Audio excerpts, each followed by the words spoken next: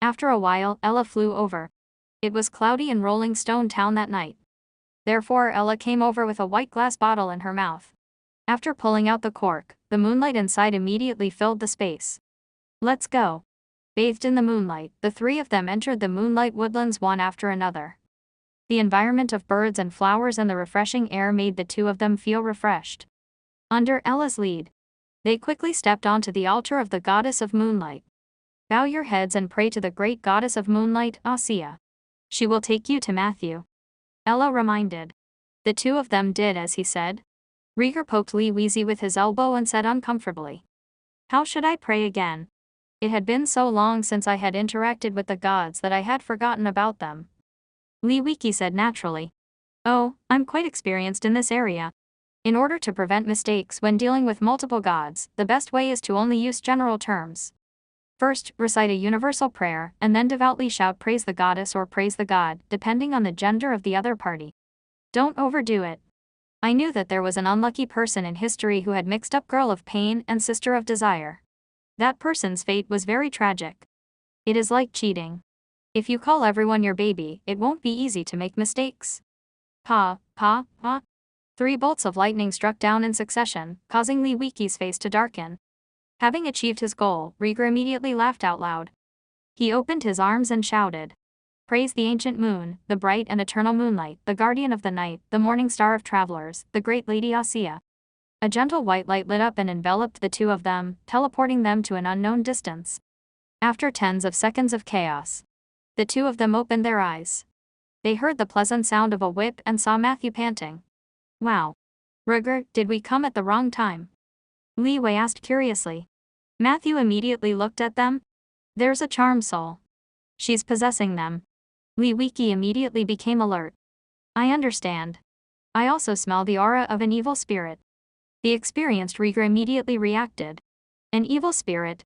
I just happen to have the means to deal with them." As he spoke, he took out his big sword and a bottle of sword oil that flickered with blue light.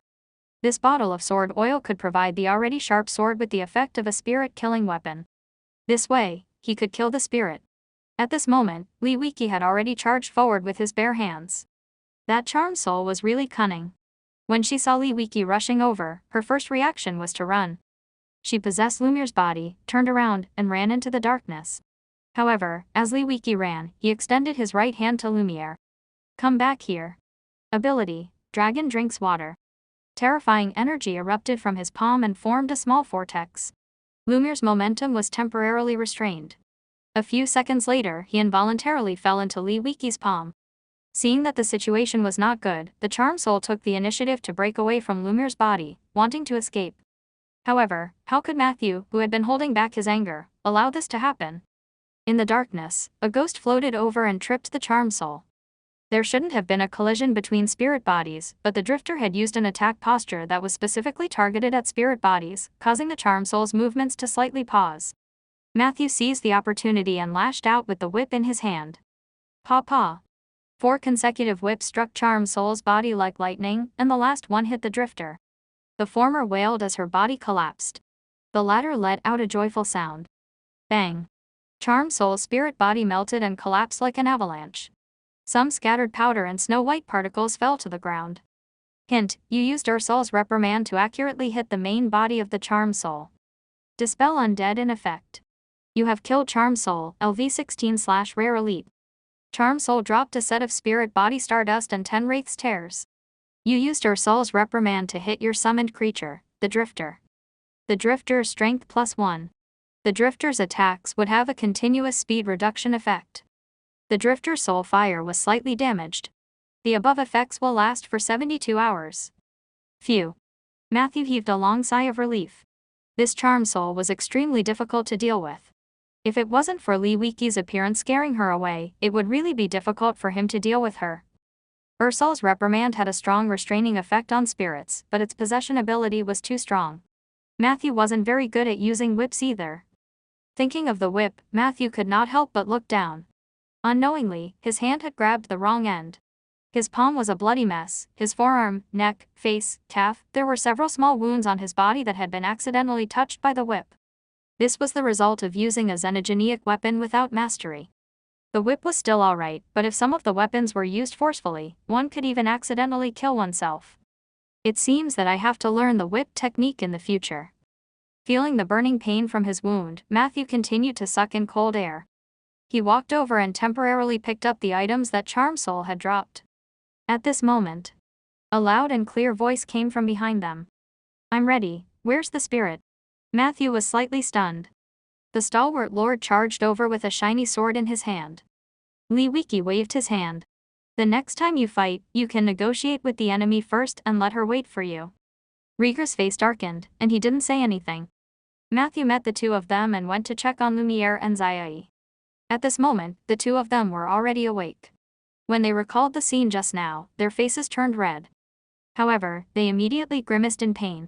Matthew quickly took out the healing ointment and applied it on them. This ointment was made by soaking the extract of bitter grass for a long time.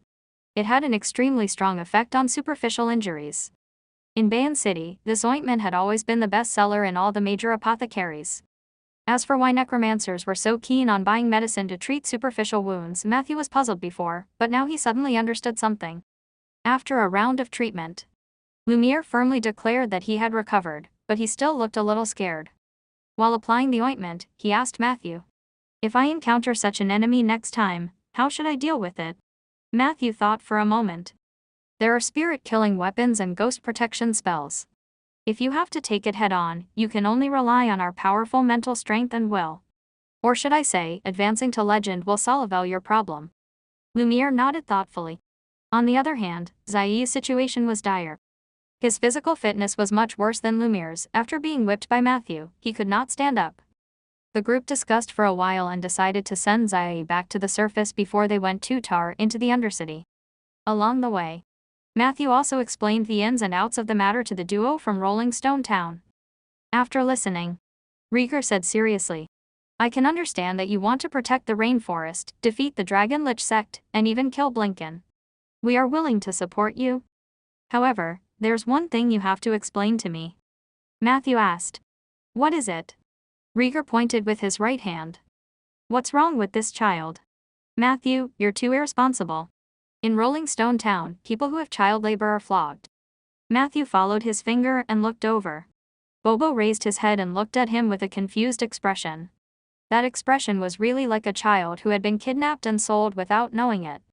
In the depths of the cave beside the square altar, "Emily is dead." Anderson suddenly growled in frustration. How is this possible?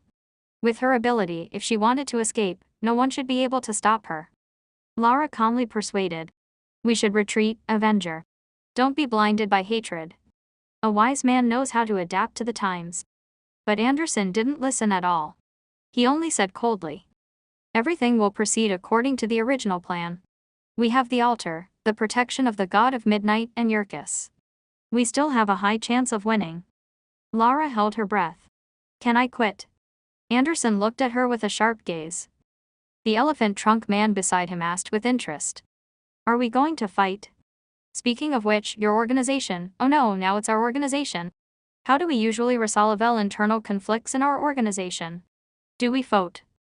"I'm a very easygoing person. I'll vote with whoever lets me touch their thigh." However, he immediately glanced at Anderson's lower body, which was covered in bone spikes and iron chains, and said without hesitation, "Forget it, I'll vote for Lara." Anderson roared furiously, "I am your boss. Bai Chi, get lost. Lara, it seems that you miss your father's education. Hee, if you dare to disobey me again, I guarantee that you will be able to relive your last experience." Lara recalled that night in the Holy Church, and her entire body trembled uncontrollably. Her eyes were filled with fear. I understand." She lowered her head to Anderson, her entire face buried in the shadows. Anderson nodded in satisfaction, then looked at the elephant trunk man and began his scolding. The disunity of his subordinates reminded him of that night in Rolling Stone Town. This gave him a very bad omen. Perhaps retreating is a better revenge strategy. A rare sense of regret rose in his heart. At this moment, Lara walked over with her head lowered. She looked frightened, and her voice was trembling. "Anderson, no, boss, I just don't think our chances of winning are that high. Emily's strength is above ours. Even if she accidentally encountered a profession that countered her, she wouldn't die so easily. Perhaps we should temporarily avoid this." Of course, you're the boss. As she spoke, she walked awkwardly to the other side of Anderson. Anderson actually had the intention to retreat, but it would be embarrassing if he took back the words he had just said. Therefore, he made up his mind to say a few more harsh words and wait for Lara to persuade him. Then, he would find a way out and think about it. Therefore, he said arrogantly, "Have you forgotten that I am immortal? As long as it's midnight, I won't die." IHH. A moment before the scream. The 3 knives cut into his neck and skull from different angles. The 2 scimitars cut off his head like scissors. A short knife that was flashing with a red light pierced deep into his skull and out of his neck, completing a penetration. Anderson's curses echoed in the cave. The chains on his lower body suddenly twitched wildly. But Lara was prepared. With a nimble roll, she hugged Anderson's head and hid far away. 10 seconds later, Anderson's headless corpse fell to the ground. Lara slowly closed the eyes of the head in her arms. She looked at the altar in shock. It was all right. Nothing happened. It seemed like Anderson wasn't as he had boasted, receiving the attention of the gods all the time. Opposite the headless corpse, the elephant trunk man raised his hands in panic. "Hey, this is your personal grudge. It has nothing to do with me." Lara stared at him coldly. "Bai Chi, you're just a mercenary. There's no need for you to be too loyal to the church. Do you understand what I mean? Don't get in my way. Don't go back to the holy church, or you'll regret it." Bai Chi nervously pinched his nose. "Do I look that stupid? Do you think I still dare to return to the holy church after such a thing happened? I don't want to be the scapegoat. Don't worry. Lara. Do you remember that I voted for you just now? We are on the same side. I just feel a little unlucky. Why is it that every time I join a new organization, my new boss will be killed by his subordinates? And it's not even me who did it. This is already the 3rd time." Lara hugged Anderson's head and quickly left. "Then remember to do it yourself next time. What you said makes sense." Bai Chi followed. "Where are you going, Lara? Can you bring me along? I just lost my job." Rustle. A cold light flashed. Lara raised her scimitar and warned. "Don't follow me, or I can guarantee that you'll lose more than your job." Bai Chi retreated in embarrassment. Lara, on the other hand, ran wildly, and soon her back disappeared into the darkness. Hint, your ability Nature's Gift 2/2 is in effect. You have gained new abilities, Cold Resistance and Counterspell. Cold Resistance, weakened, you can resist the cold very well, but because you don't have fur, the effect is not as strong as the knoll. Counterspell, L. After sending Zai back to the knoll camp, the group turned back. Halfway there, a new gift suddenly appeared in front of Matthew. "What are these? Are they Anderson's gifts? But haven't I gotten these already?" At this moment, Matthew suddenly noticed the 2/2 symbol. The last time the gift appeared, there seemed to be a 1/2 prompt. This meant that the Knoll Evil Art Master's gift was given twice. But why now? Matthew was confused. However, he got the answer after 10 minutes. "There's someone coming." Li Wiki, who was leading the charge, suddenly shouted to stop. "I mean no harm." In the darkness, a round thing rolled over. The figure of the drow warrior slowly appeared. "I want to talk to you. This is a little sincerity from me." The black thing kept rolling on the ground until it hit the stone wall on their right. Matthew took a closer look. Wasn't this Anderson's head? Did you kill him? Combined with the gift he had just received, Matthew understood the cause and effect. Lara nodded heavily. "My name is Lara. I used to serve the Order of Calamity. Now, I want to make a deal with you. To show my sincerity, I'll give you Anderson's head first. He's the Southern Patriarch of the Order of Calamity. There are only 6 other people in the entire Order of Natural Disaster who are on the same level as him. By doing this, I've completely cut off my ties to the Order. I think this should dispel some of your doubts." Rieger gave Matthew a look. "Be careful of traps." As he spoke, he raised the big sword in his hand, ready to fight at any time. Lara suddenly took a step forward. Everyone was provoked by this and was about to make a move, but in the next second, the drow warrior resolutely took off all her clothes. Silently, piece by piece, the fabric slid down her ankle. Everyone could not help but widen their eyes in shock. What a shocking body. Her skin, which was originally tightly wrapped in cloth, was now covered with bruises, brands, bloody sores, rotten wounds, and sutures. There was also the half-cut breast on her left chest. This scene sent chills down everyone's spine. Is this what your order did to you? Matthew asked in a deep voice. Lara put her clothes back on one by one expressionlessly. It's no longer my order. Regardless of whether our cooperation succeeds or not, I'm no longer a member of the Order of Calamity. He's called Father. I don't know his name, but his position within the church is supreme. Even Anderson has to lower his voice before him. I suspect that he is the descendant of an evil god. His perversion terrifies me. During the last punishment, he even pulled out my spine. He told me that perhaps becoming an animal with no backbone would please the supreme being he spoke of. He asked me if I was willing, and I was completely devastated. This is the reason why I'm here. I don't want to face that pervert anymore. After Rieger looked at the other party's wound, his originally fierce gaze softened slightly. However, he still asked, "What kind of deal do you want to make with us?" Lara said calmly. "I once swore allegiance to the evil god, and now that I've betrayed his order, it's impossible for him to let me go. That's why I want to become an oath breaker. This ritual requires the help of many people. I hope that you can help me share the wrath of the evil god during this process. What I can provide you with is all the information about the Order of Calamity and some information about the Dragon Lich sect. If you want to know about the Underdark, the Black Dragon City, Deep City, and other places, I will consider telling you." Rieger pressed on step by step. "What if we ask you to tell us the information first?" Lara said straightforwardly, "That's not a problem." Rieger was puzzled. "Aren't you afraid that we'll betray you?" Lara said calmly, "When I was in the Underdark, I didn't trust any of the underground people. Almost every one of them was treacherous and two-faced. But I've always heard the legends on the surface. They say that the people on the surface are very naive and kind. You rarely betray your companions and are willing to keep your vows. I don't know if this information is true or false, but I'm willing to give it a bet. Plus, even if you kill me in the end, it will be a relief for me." Although her tone was very calm, it was very sincere, and no one could find fault with it. Rieger looked at Lee Wiki, who waved his hand. He patted Matthew's shoulder and took 2 steps back. "This is your team, so it's up to you to decide. Personally, I don't want to trust any drow, but she may or may not be an exception." Matthew thought to himself, "No wonder you can be the mayor. You talk so much nonsense." Matthew felt that working with Lara was worth a try. He felt that the other party was not lying. But just as Rieger said, one had to be careful when dealing with underground creatures. So Matthew said, "I'm willing to believe you, but before we officially cooperate, I want to know more. For example, why are you here? What was wrong with Anderson's head?" Lara immediately replied, "After the failed sneak attack on Rolling Stone Town, I brought Anderson's head back to the Holy Church. The evil god who called himself the God of Midnight used a secret method to resurrect him, but he also turned him into a nondescript monster. Anderson has always held a grudge about what happened in Rolling Stone Town. He even changed his name to Avenger just to show his ambition of revenge. 3 weeks ago, Father claimed to have received an oracle, telling us to rush here and build an altar in an underground cave. Later, we found out that the purpose of building this altar was to cooperate with Blinken of the Dragon Lich sect. This evening, Blinken sacrificed a strange ball on the altar, and the evil god behind the Order of Calamity bestowed him with a few pages of the Book of Blasphemy. I don't know what that is.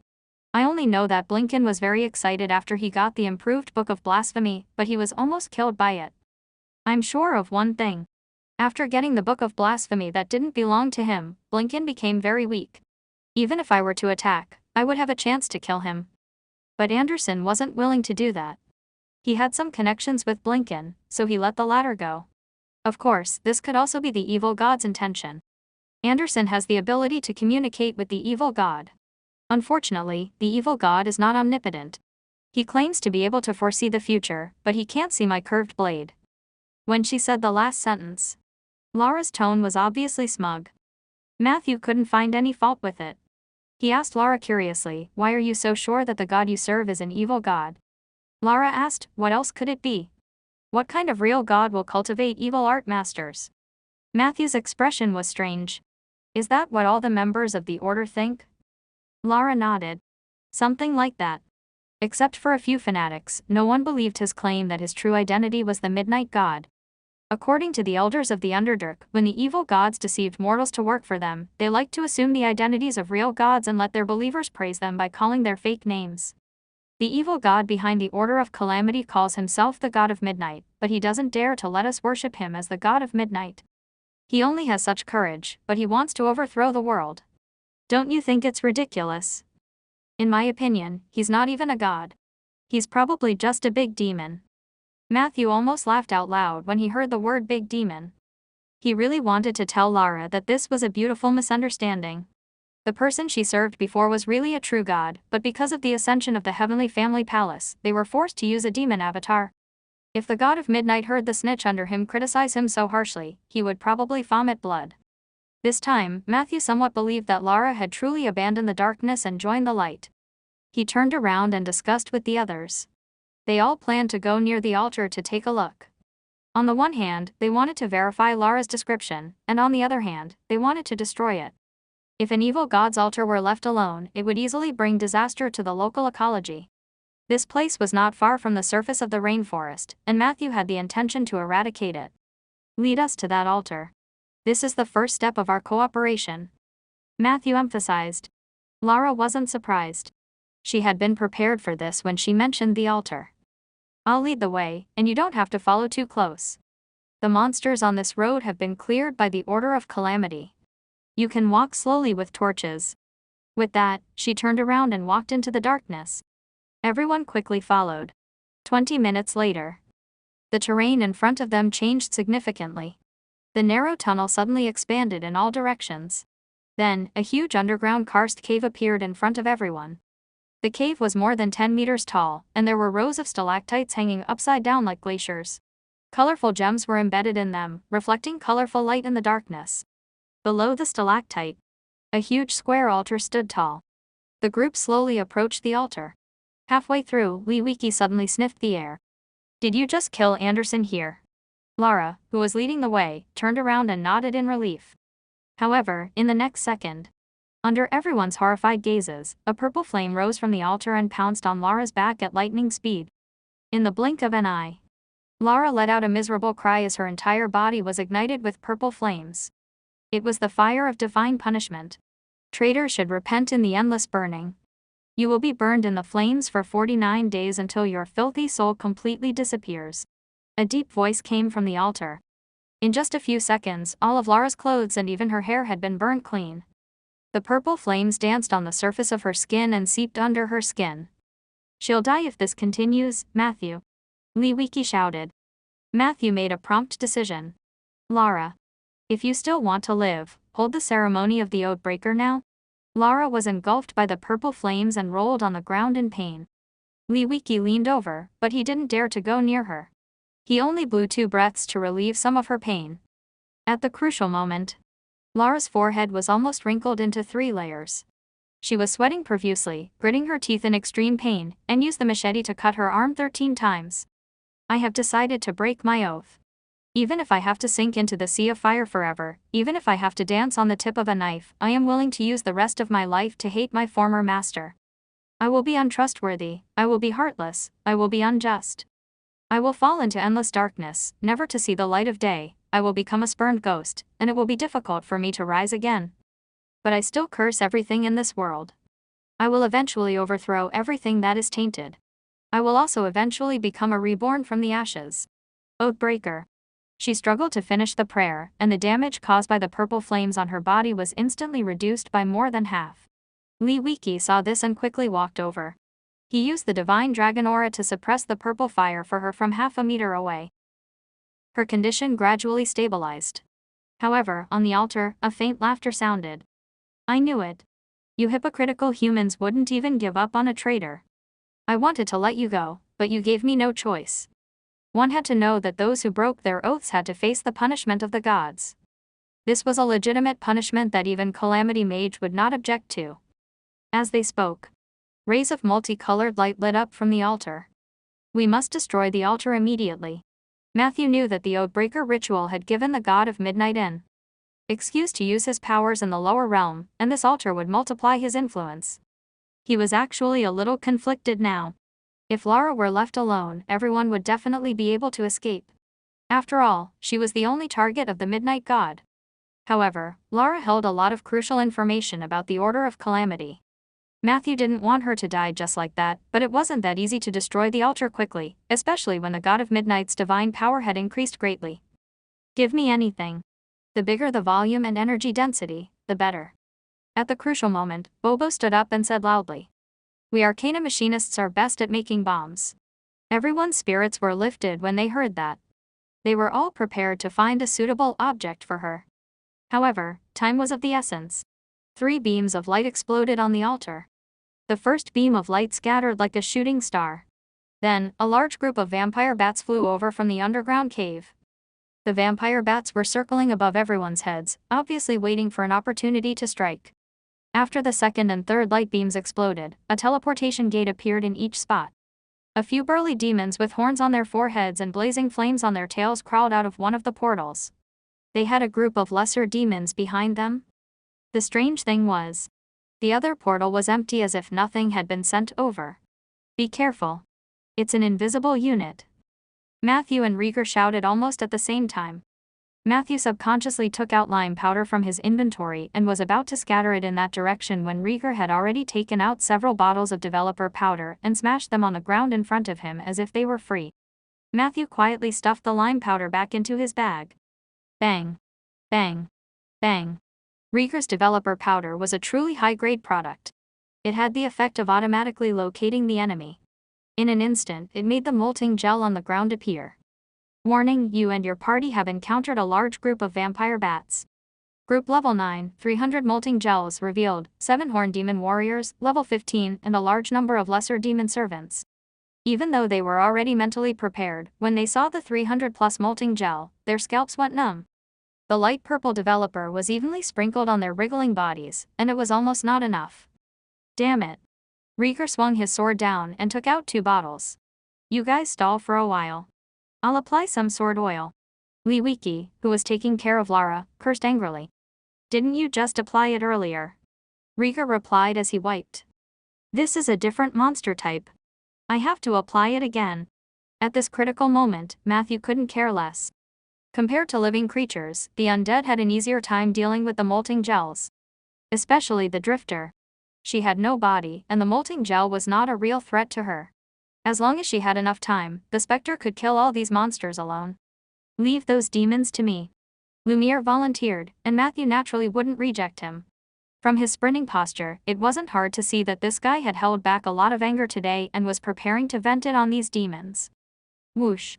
Lumiere leapt high into the air, leaping over the molting gel beneath him and stepping on the edge of the altar. He rushed to the front of the demon and pressed his hands against the demon's chest. Horned demon warriors were famous for their strength in purgatory, so they naturally wouldn't back down when faced with a small human's provocation. He went up to Lumiere. A few horned demons behind him also laughed and followed to watch the show. Then, they were pushed by Lumiere onto the stone pillars of the altar like a train. Boom. A corner of the stone pillar broke and smashed into the heads of the horned demons. Some of them were dizzy from the impact, while the rest were furious. They moved frantically toward Lumiere, trying to take him down. However, the child of the rainforest, who had gone all out, finally showed his terrifying melee strength. He spread his 10 fingers and waved his claws like a cheetah. After a few breaths, almost all the horned demons had their throats torn open. Fresh blood gushed out. However, the demons were extremely tough and resilient. They only touched their throats before attacking Lumiere again. Lumiere didn't dodge. He roared and pounced forward like a ferocious beast in human form. He fought with the demons. Behind them, the vampire bat seized the opportunity and swarmed down. However, they did not know that Matthew had been waiting for them for a long time. Just as they were diving down, Matthew quickly completed a spell harmony through a standard spell movement. Hint: you have used the spell harmony. The target of the harmony is the Wilderness Form, Winged Dragon Wind God, and the Death Shockwave. After the adjustment, Wilderness Form, Winged Dragon Wind God, was strengthened to Wilderness Form, Winged Dragon Death. The Winged Dragon Wind God that you have transformed into is estimated to have a slight increase in size, intelligence +2, and the ability of Death Breath. The final effect was almost as Matthew had expected. Previously, he had used Raven and Rotten Sack Control as materials to come up with a basic template. From the looks of it now, although the effects of spell harmony were random, there was a certain pattern. For example, the addition of a certain spell type ability to the shapeshifting form would probably give the shapeshifting form a similar spell type ability. In the next moment, Matthew's body lit up with moonlight. Facing the attack of the vampire bats, he quickly transformed into the enemy's natural enemy. Winged Dragon Death. Compared to the normal winged dragon wind god, the color of the skin and feathers of the winged dragon Death had turned gray, which symbolized negative energy. Matthew shook his hand, and a large pile of ashes fell. The winged dragon opened its mouth wide and spat out a breath of death at the bats. Whoosh! Whoosh! Terrifying negative energy was spat out from his mouth. The breath of death had not only inherited the original heavy injury trigger from the death shockwave, but it had also added a slight amount of instant death trigger. The level of the vampire bats was not low, but that was if they were in a group. Individually, they were pitifully weak. After Matthew's barrage of spraying, the bats that bared their fangs and brandished their claws were like mosquitoes that had been sprayed with a powerful pesticide. One by one, they crashed. Matthew was still not satisfied, so he swept his gaze around the ground. As an undead creature, the molting gels were not afraid of the breath of death, but the continuous heavy damage still affected their wriggling rhythm. The drifter took this opportunity to go up and attack crazily. At this moment, a few more lights lit up on the altar. It seemed that there were new monsters coming to help. Matthew knew that he couldn't continue fighting like this. He turned to Bobo and said, "Have you found something suitable?" Bobo had already put her backpack on the ground and took out everything inside. She said to Matthew dejectedly, "The energy density of the things I carry with me is not enough. It's difficult to destroy the core of the altar completely." Matthew's gaze swept around the area. Suddenly, he saw something, so he flew over and grabbed it, throwing it in front of Bobo. "What do you think of this thing?" The energy density wasn't low. "This once belonged to a high-level evil art master," he said, pointing his paw at Anderson's head. Bobo was stunned for a moment. "But I've never tried item injection on a human head," Matthew asked. "Do you have a better option?" Bobo looked at Rieger's sword. The latter said vigilantly, "This won't do. This is my family heirloom. I have to pass it on to my grandson and his grandson's grandson in the future." Matthew also advised, "If you don't have anything better, try the head. If we really can't destroy the altar, we can only choose to retreat." It was irrational to fight a prolonged battle with a true god by the altar. Even if this god had lost his mind, Matthew had already made up his mind. If Bobo's injection failed, he would order a retreat. Compared to Lara, he cared more about the lives of the others in the team. Bobo hugged Anderson's head and looked around. "In the end," she said helplessly, "then I'll give it a try. Although it's very easy for an arcana machinist to turn everything into explosives, I really don't think I can do this." As she spoke, she pressed her hand on Anderson's forehead and began to use the unique ability of the arcane machinist. Item injection. Buzz. Buzz. Buzz. The blue light that looked like an electric arc was emitted. Anderson's eyeball started to roll out and strange filth flowed out of his ears. A few seconds later, Rieger stood up and said with a high fighting spirit, "I'm ready. Let those vampire bats come at me." Who knew that before he could raise his sword, someone pushed him from behind. He turned around and saw the panic-stricken Bobo. The latter was holding a head that was as bright as day. Matthew. I felt that something was wrong. As I injected it, it seemed like it was already ready to explode."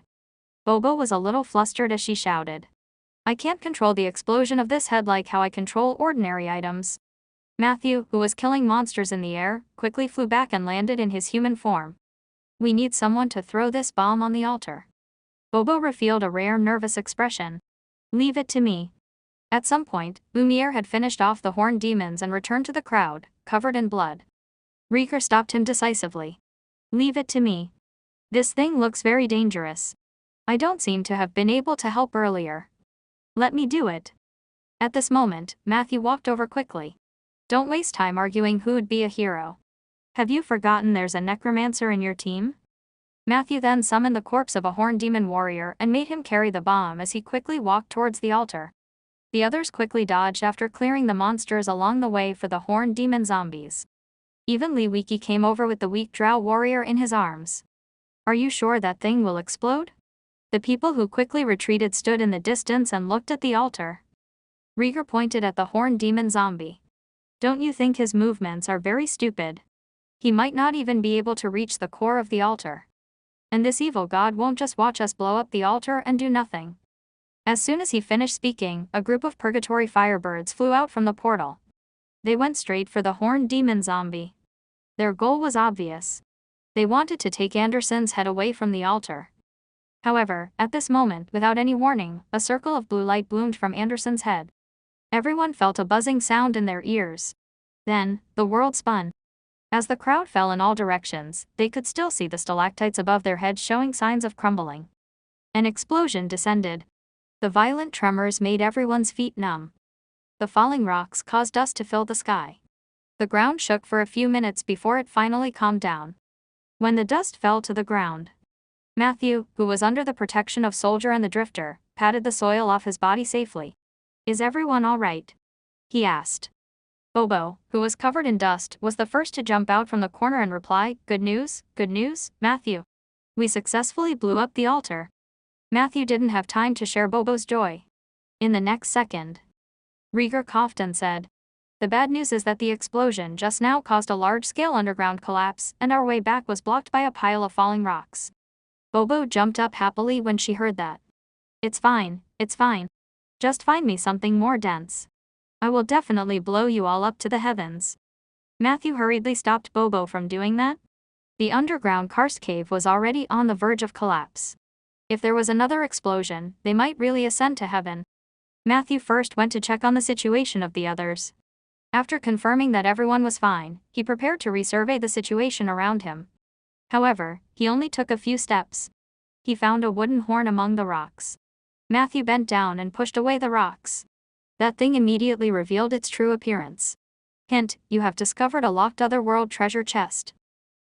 Warning, perception successful, you have discovered a mimic monster, level 10, disguised as a locked otherworld treasure chest.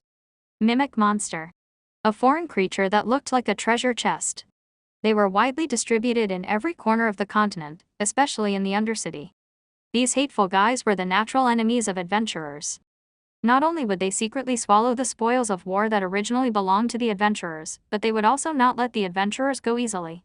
It was said that the items devoured by the mimic monster would often be transported to an alternate dimension called Treasure Chest Heaven. An existence known as the King of Mimics dominated everything there. Legend had it that all the mimic monsters in the world were created by the King of Mimics and sent to all parts of the world through the turbulence of time and space. The purpose was to collect treasures for him. Therefore, Treasure Chest Heaven must have accumulated unimaginable wealth over countless years. Many adventurers had spent their entire lives searching for the treasure chest. Heaven. Unfortunately, no one had ever succeeded. Matthew hated Mimics monsters the most. Not only would this thing completely destroy the joy of encountering a treasure chest in the wild, but it would also destroy the treasure chest. Most importantly, they still craved after the adventurers' bodies. Matthew was furious. He quietly summoned 2 horned demon zombies to block the Mimics monster's escape route. Then, he took out the mace that originally belonged to Anderson from his inventory and smashed it at the Mimics monster. Thanks to the mace hammer specialization gifted by Anderson, Matthew was barely able to use it even when his strength was insufficient. Bang. Bang. Bang. Before the Mimics monster could figure out what had happened, its entire body was smashed flat. Hint, your mutant weapon, Spike Hammer, has killed Mimic monster. Your Spike Hammer proficiency +1. You have obtained the loot from the Mimic monster's stomach. 2 bloodstained books. A piece of rare metal, unidentified, 1 cloth glove, partial armor +0.5. A small amount of gold coins, 3 well-preserved sheep intestines, 1 end tied up, the other open. 2 undigested finger bones. He ignored those strange things. Matthew took out the 2 blood-stained books from the body of the Mimic's monster. After wiping the bloodstains on them with a rag, the 2 books were revealed. The Hitchhiker's Guide to the Underdark. Author, Black Bear Monster That Doesn't Eat Humans. Deep City Love Story. Author, Innocent Drow. Are all the pen names of authors in the Underdark so strange? Matthew flipped through it for a moment and was shocked. The Hitchhiker's Guide to the Underdark was one thing. Although the author of this book had terrible writing and the narrative was upside down, it could at least introduce the customs of the Underdark. As for the credibility of the local customs mentioned in this book, Matthew was also completely uncertain. As for the book, Love Story of Deep City, it was completely insane. Matthew skimmed through the story outline and found that the book was written in the first person. It was an autobiographical account of the ups and downs of a drow girl named Mira. The story began from the moment of her birth to the time when she was abused by the matriarch when she was a minor, to the time when she experienced several civil wars in Deep City when she was an adult, and finally, she successfully became the city lord of Deep City through various amazing means. That was the content of the first chapter. From the second chapter onwards, Matthew's head started to hurt. After becoming the city lord, Mira and the 3 male drows were truly in love. They gave birth to 6 daughters, and all the boys were drowned. 14 years later, our protagonist, Mira, was betrayed by her eldest daughter. This matter finally came to an end with Mira killing her eldest daughter. 16 years later, our protagonist, Mira, was betrayed by her second daughter. This matter finally came to an end with Mira killing her second daughter. 17 years later, before her third daughter could betray her, Mira had to put an end to it. 20 years later, the fourth, fifth, and sixth daughters joined forces to betray her. Mira was forced to abdicate and was exiled to the Cold Dragon Pool along with her 3 harem members. Along the way, the 3 harem members abandoned their vows and left Mira one after another. In the end, only Mira consciously followed the tradition of the drow levels and arrived at the Cold Dragon Pool in Deep City with difficulty. Over there, hungry and cold, with her magic ability sealed, Mira met many drows that she had exiled before. They abused Mira day and night. The latter walked towards the edge of death in despair. During this process, in order to alleviate the pain, Mira began to recall her difficult life.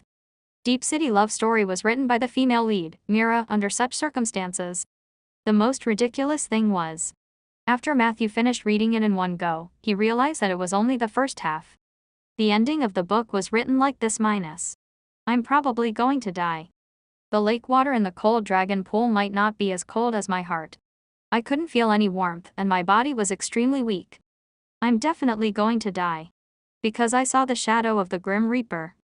He's here to take my life. I'm finally going to die. The Grim Reaper. Why? So gentle. What? Narration: Mira met the Grim Reaper before she died, but the Grim Reaper was unwilling to take her life. It turned out that our heroine was so beautiful that even the Grim Reaper fell in love with her. Death resurrected Mira, but he had a condition. He wanted Mira to give birth to many children for him, and all of them had to be boys, and they must not drown after they were born. Of course, Mira would not agree. The drow tradition was to drown newborn boys. This way, only the strongest baby boy could survive so as not to waste the precious food of Deep City. But how could she resist the mighty power of the domineering death god? Poor Mira was brought to a mysterious palace by the god of death. She was abused day and night and gave birth to 7 boys in 3 years. When these baby boys grew up, they became very terrifying things. They became the tools for death to take revenge on the heavenly palace.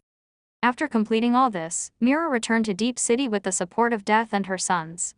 At this time, Deep City was facing a huge crisis under the governance of Mira's 3 daughters. Could Mira seize the opportunity to successfully take revenge on her daughters?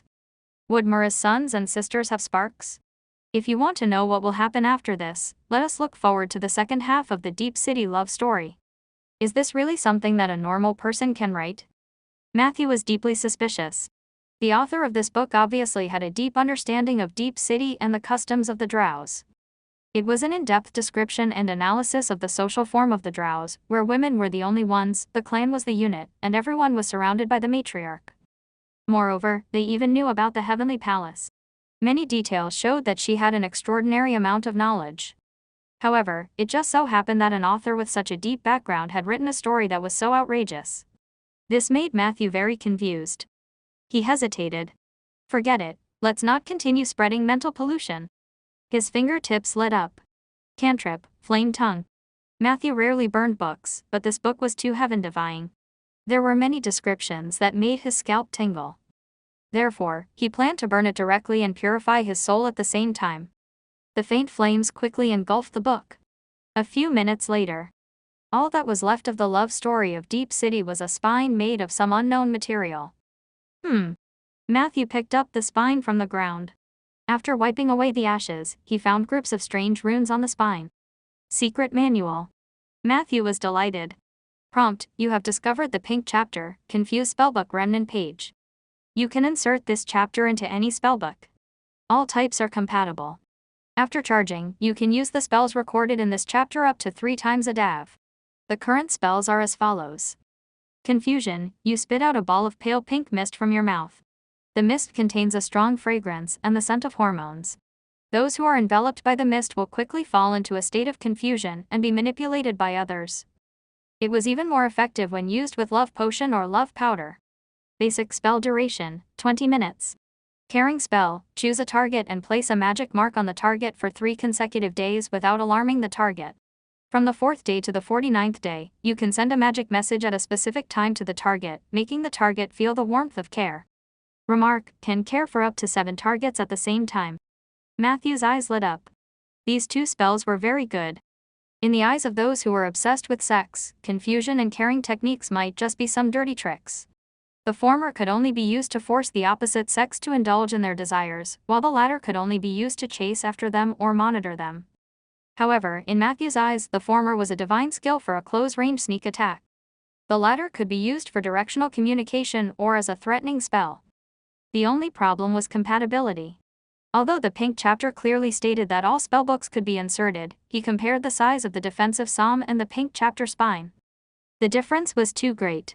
The defensive psalm was only the size of a palm, and the spine of the pink chapter was 3 to 4 times larger. Can this be inserted? Matthew tried. The page slowly sank into the blank space behind the defensive psalm. At that moment, Matthew could clearly feel the unhappiness of the defensive psalm.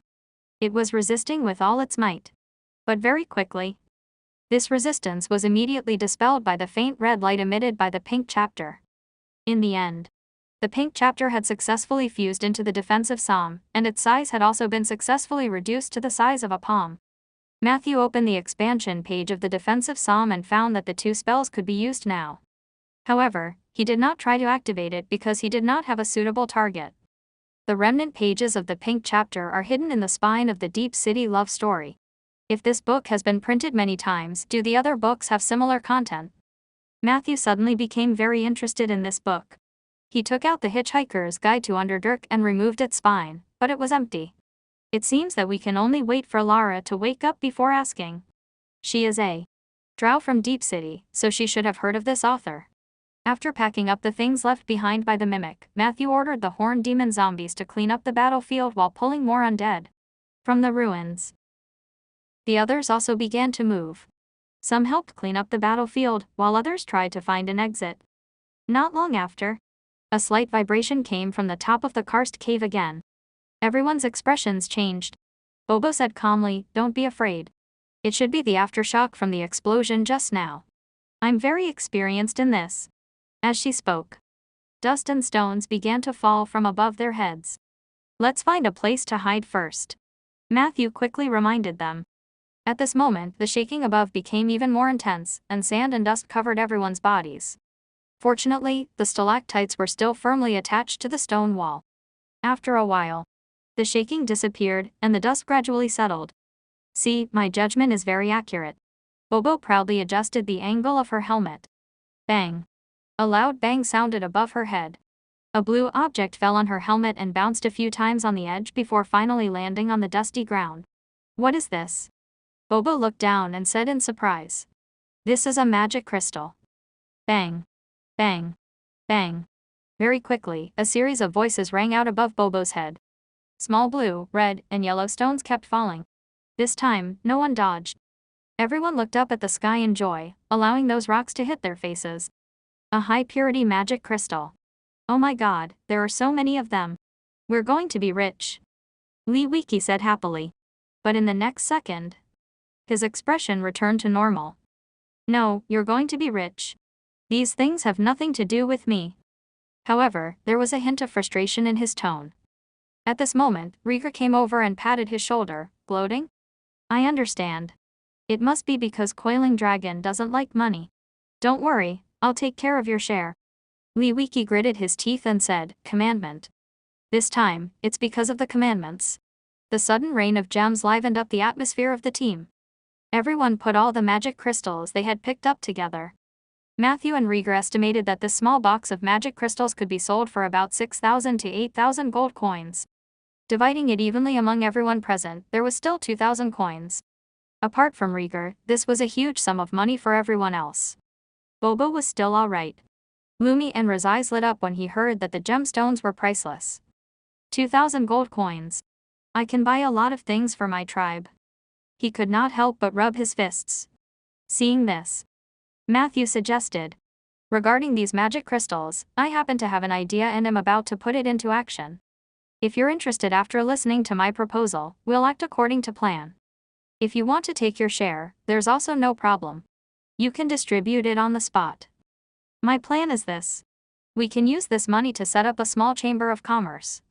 The main job of the Chamber of Commerce is to buy some specialities and magic tools from the northern cities of the Gold Coast and transport them to the inland areas we are familiar with, such as Rolling Stone Town and the surrounding big cities, to sell. Similarly, we can also sell the items from Rolling Stone Town to Condor City. The products I chose have a profit margin of nearly 10 times or even more. As long as the quantity of the goods was controlled, it would basically not affect the fluctuation of the local market price. Therefore, it's completely feasible for us to take the high-end and high-quality route. As for the most difficult problem, which is the transportation route, I basically had a strategy to deal with it. Now, with just a nod, you will be one of the founders of this Chamber of Commerce. Once the follow-up plan could be carried out smoothly, then, in the next few years or even decades, we will all share the profits generated by the Chamber of Commerce's activities according to the initial investment. If the Chamber of Commerce becomes bigger and stronger from now on, you might even be able to enjoy other benefits. Now, do you have any details to ask?" Matthew looked at everyone expectantly. "I agree." Bobo was the first to raise her hand. "So I'm a lady boss now." Lee Wiki waved his hand. "I won't participate in splitting the money, nor will I participate in making money. But if your Chamber of Commerce is established, can you give me an honorary founder position? If one day I am so poor that I have no food to eat, at least I can ask your Chamber of Commerce for a bit." Rieger looked at Matthew meaningfully. "How long have you been preparing for this?" "In principle, I have no objections. But before it's established, remember to make a report to the City Hall. Rolling Stone Town has been vigorously supporting businesses for the past 2 years. Get Liz to help you deal with it. You can fight for a tax exemption policy for at least 3 years. Only Lumiere seemed to be unable to make a decision. Matthew, I want to know if it's possible to make a loss if we set up a Chamber of Commerce." Matthew said seriously, "I don't rule out the possibility of losing money, but I personally think that the possibility of profit is greater." Lumiere hesitated for a moment before shaking his head. He looked at Matthew apologetically. "I'm sorry, but my tribe might need this money more right now. It can help us get out of the rainforest faster." Matthew did not force him. He gave Lumiere his share on the spot.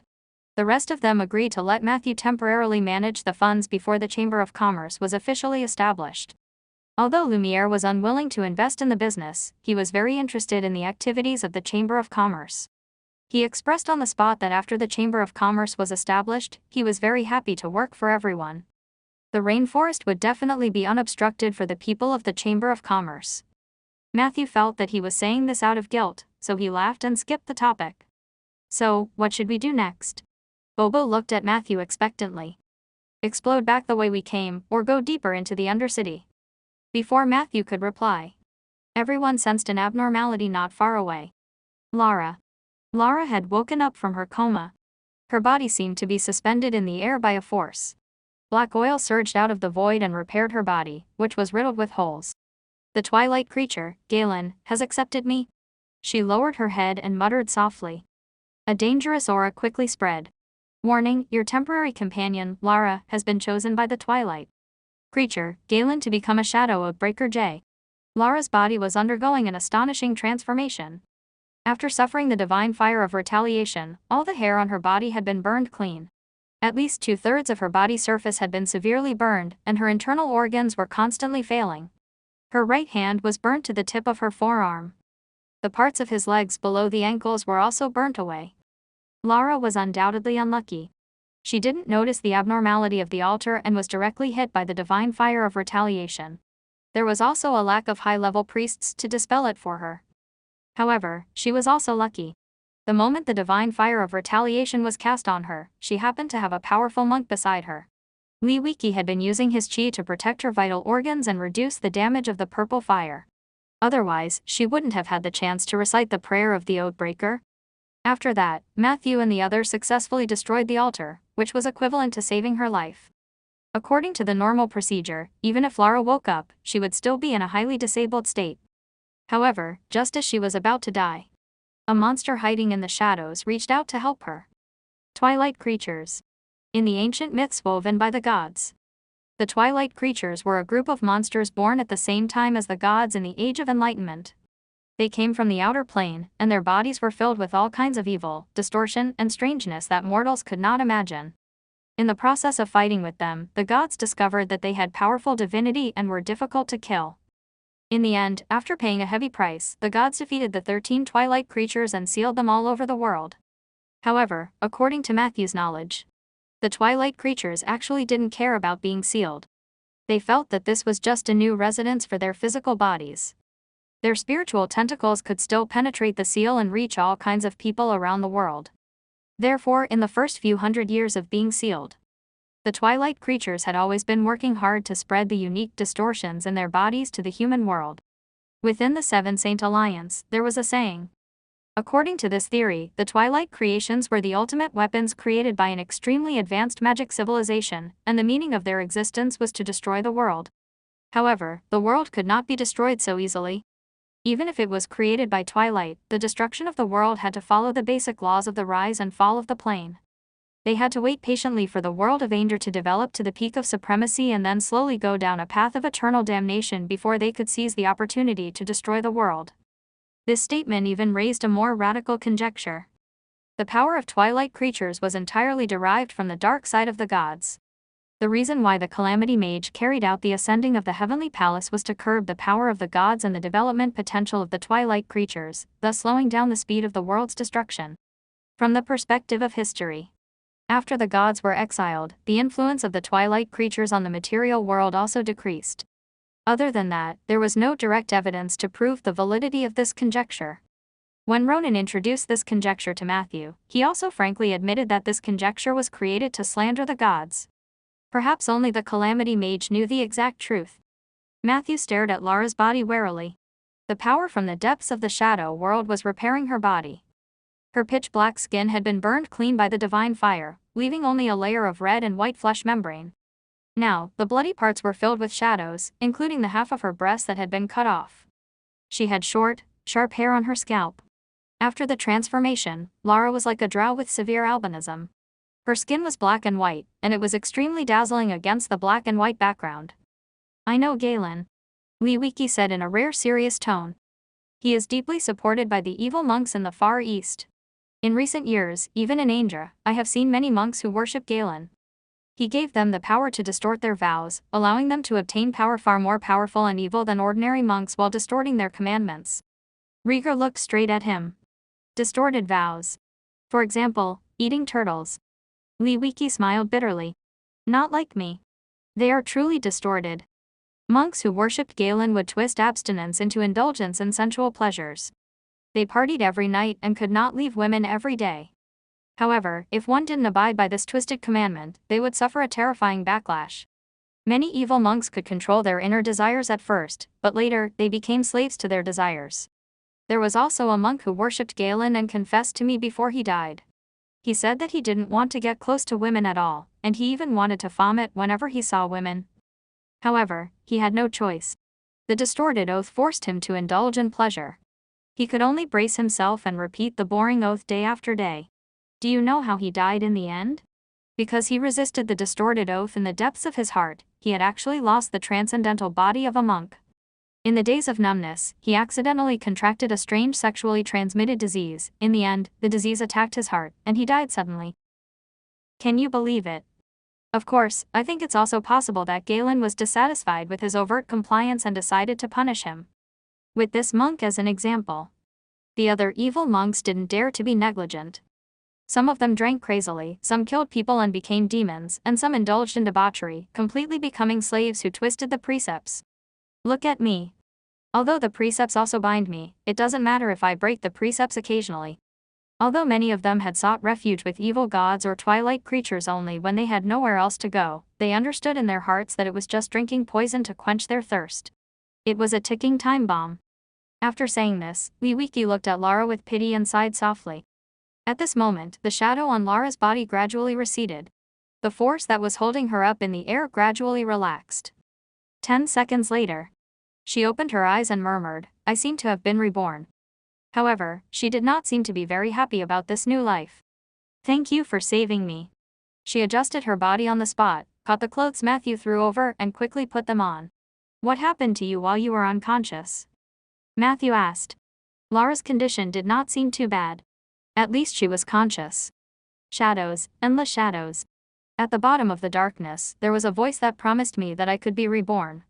At that time, my consciousness was already blurry. That voice was like a life-saving straw for a drowning person. I had no other choice. Lara whispered. Matthew comforted her. No one here will blame you for your choice. In that kind of situation, anyone would do it to survive. Lara looked at him gratefully. Lee Wiki asked seriously, so when Galen reconstructed your body, did he ask you to do anything? Lara hesitated for a moment as if she was thinking. Yes, he said 3 sentences to me. The first sentence was that he wanted me to be his eyes. He promised that he would not hurt me, nor would he affect the people around me. He just wanted to see the current mortal world. Hearing this, Lee Wiki and Matthew subconsciously shook their heads.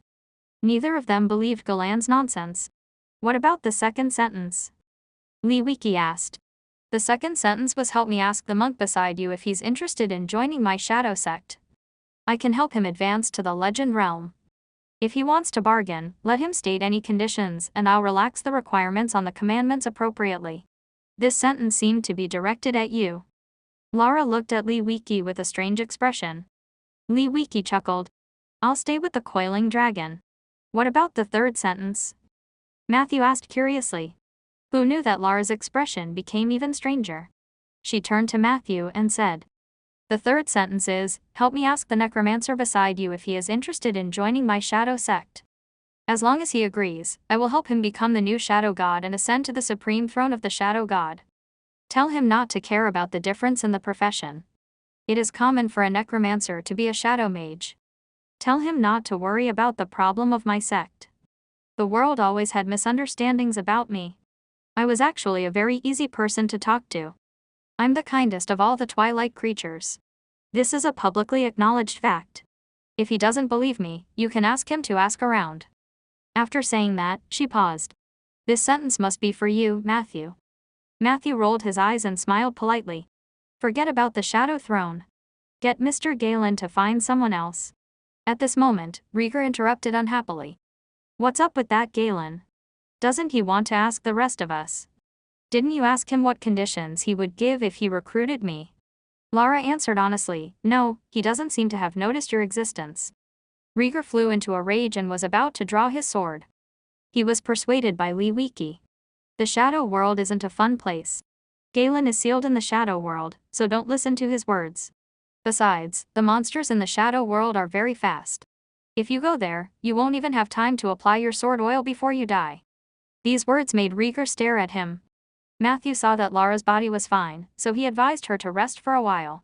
She had just been reborn, so she had consumed a lot of energy, both mentally and physically. Lara did not refuse. She took the biscuits and water from Matthew and found a place to rest after eating. Lee Wiki said that he also needed to meditate and rest, but in fact, he was sitting beside Lara with the intention of watching her. This was exactly what Matthew wanted. He didn't completely let down his guard against Galen. But if Lara's words are true, then Galen was actually attracted here by Lee Wiki and me, and saving her was just a convenience. This was not good news. Matthew had already received a lot of attention from high-level existences.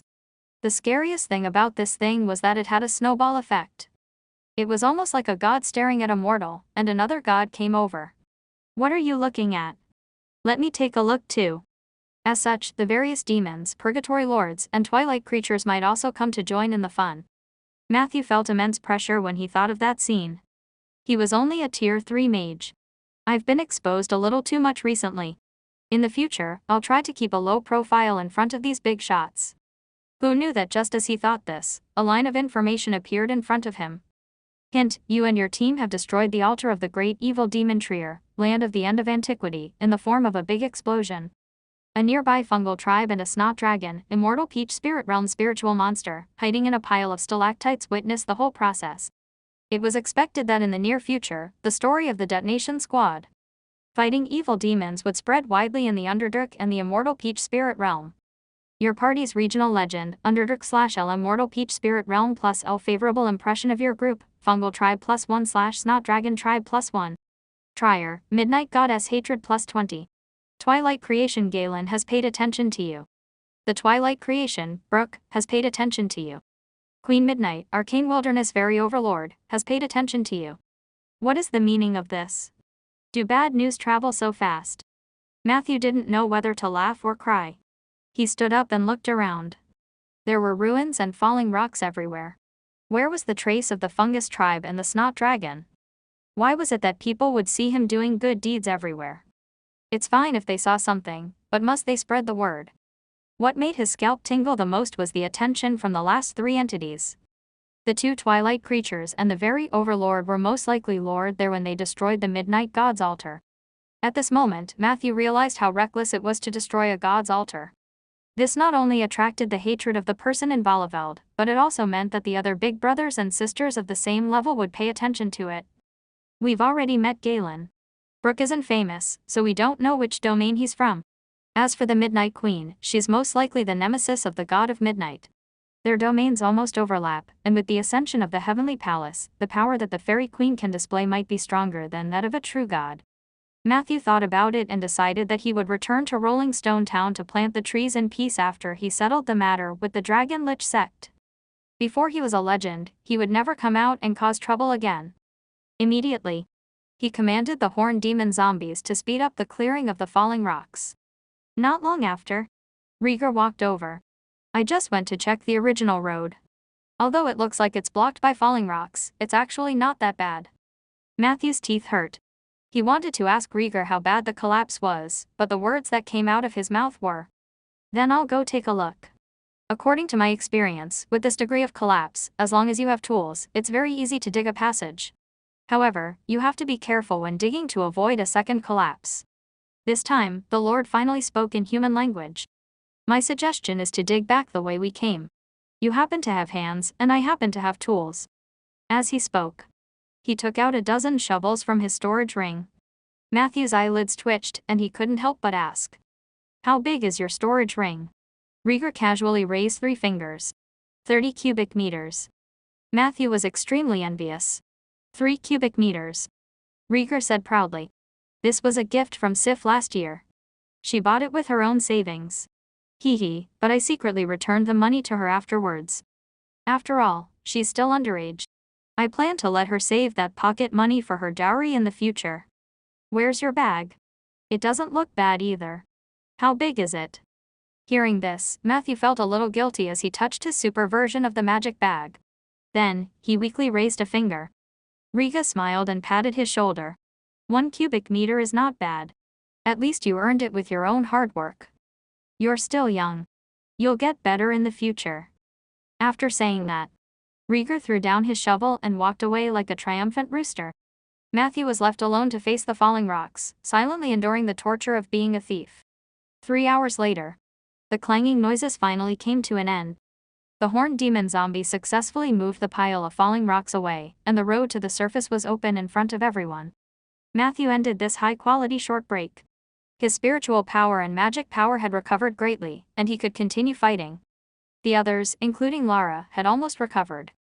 Everyone didn't stop and headed straight for the exit. Along the way, Lara took the initiative to tell Matthew about the information she had learned. Blinken is very weak now. There is no doubt about it. He had been collecting the Book of Blasphemy. According to Anderson, he wanted to use that book to defile a tomb in exchange for incredible power. It was a kind of a power that could surpass life and death. I overheard their private conversation before the deal. Matthew's expression turned solemn. A power that transcends life and death. So, Blinken already knew that it was the tomb of Bright Sandalwood King. It was no wonder that his previous negotiation had no effect. But WHV now? Matthew asked. Other than the mission to build the altar, does the Order of Calamity have any other operations? For example, coming to the rainforest or something? Lara shook her head decisively. I don't think so. There aren't as many people in the Order of Calamity as you think. After the failed attack on Rolling Stone Town, the southern branch had basically been demolished. I can confirm that no one from the Order of Calamity has gone to the surface for any action in this period of time. Matthew felt strange.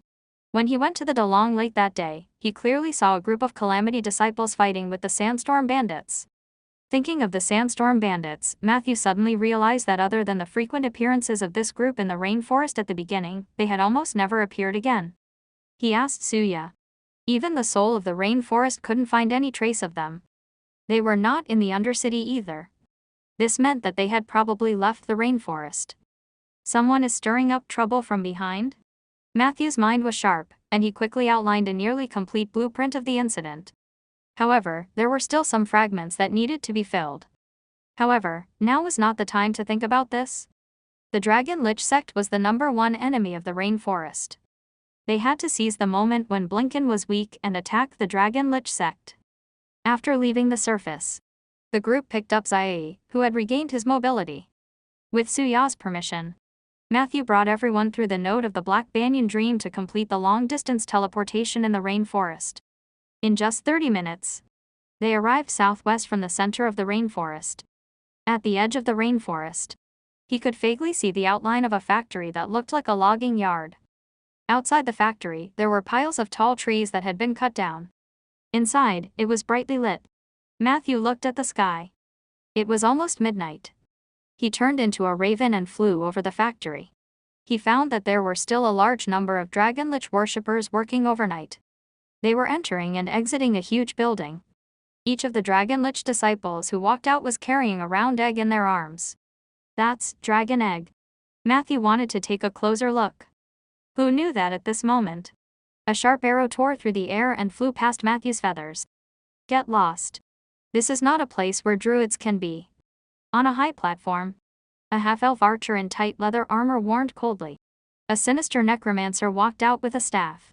Behind him was a huge monster. Matthew narrowed his eyes. It was a bone dragon. Hint, you have discovered the dragon nurturing field, Dragon Lich sex base.